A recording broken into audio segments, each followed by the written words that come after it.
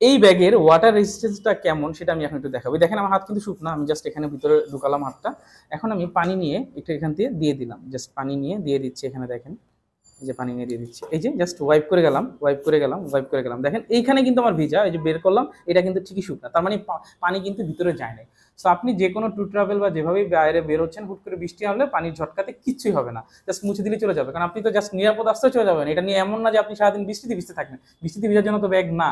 তো সেটা আপনাকে রিলেট করতে হবে। আপনি ব্যাগ নিয়ে আসলে অনেক সময় ফোনে দেখায় যে ওয়াটারপ্রুফ কিনা, কারণ দেখায় যে 30 মিনিট 5 মিটার গভীরতা পর্যন্ত ফোনটা থাকতে পারবে, ওটার ওয়াটার প্রুফ হিসাবে আসলে ডিসক্রাইব করে, বাট ওয়াটার রেজিস্ট্যান্ট ব্যাগের ক্ষেত্রে এভাবেই বলে।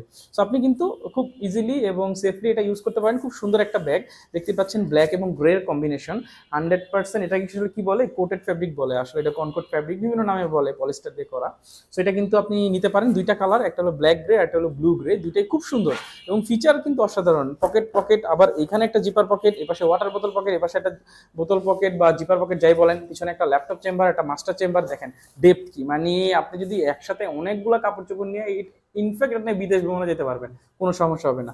সো অর্ডার করতে চাইলে আজই অর্ডার করে ফেলুন, আমার ভিডিও নিচে অর্ডার বাটন আছে, ওখানে গিয়ে নাম অ্যাড্রেস ফোন নাম্বার লিখে just place order button click করে অর্ডারটা কিন্তু হয়ে যাবে।